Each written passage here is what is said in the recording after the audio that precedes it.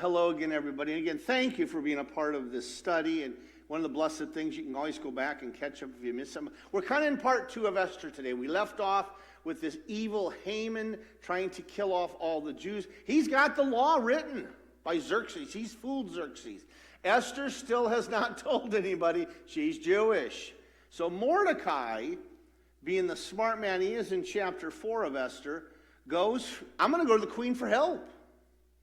And I'm going to read a couple verses here. Some of the most memorized words that you might have learned in Bible study. I'm going to begin chapter 4, verse 13. Mordecai is saying this.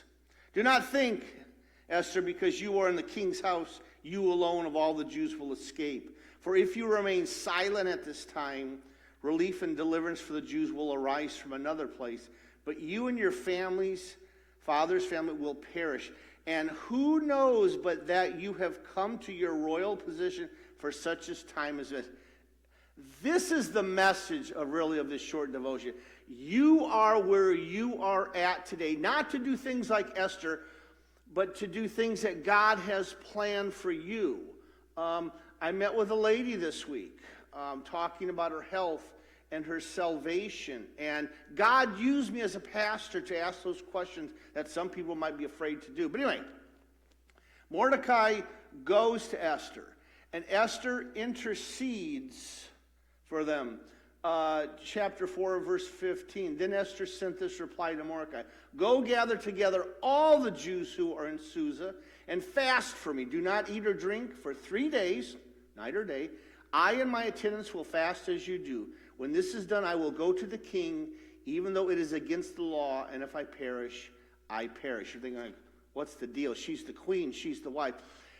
Back then, if you went into that palace before the king, you did not have that invitation, the king could kill you. And you're thinking, wow, that's a tough time. But that was true even for the wife. So she says, I can't get an appointment 1 or 2 days. I'm going in. And she was received very positively in a loving way by Xerxes. And she plans a dinner, a banquet. Her, King Xerxes, her husband, and Haman.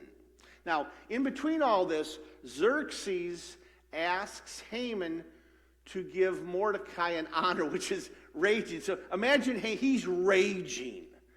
Not only are we going to kill these people, but I have to honor this guy. So kind of get that picture of that evil. This is someone who is satanic, and we see this satanic battle here between God and Satan. Satan wants to kill the Jewish people. So she has this banquet.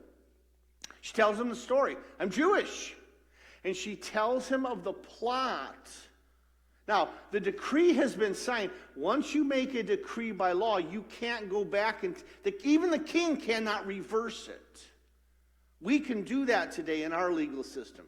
So basically, if I kill the Jews, Esther has to be killed. Well, the king is raging now. And what he does, he puts Haman on the pole. He hangs Haman.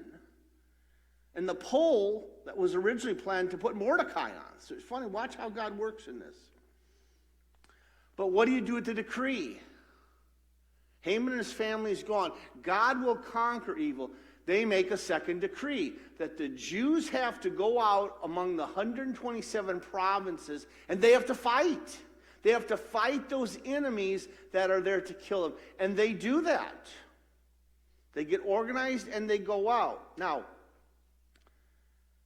what flows from all this is the Feast of Purim. And that is simple, a 2-day feast going back to this deliverance. And in fact, Purim was March 2nd and 3rd of this month. But it's a 2-day feast to show how the Jews were delivered.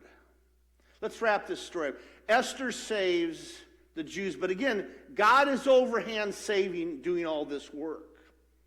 Sometimes God may seem absent in this book, and he is.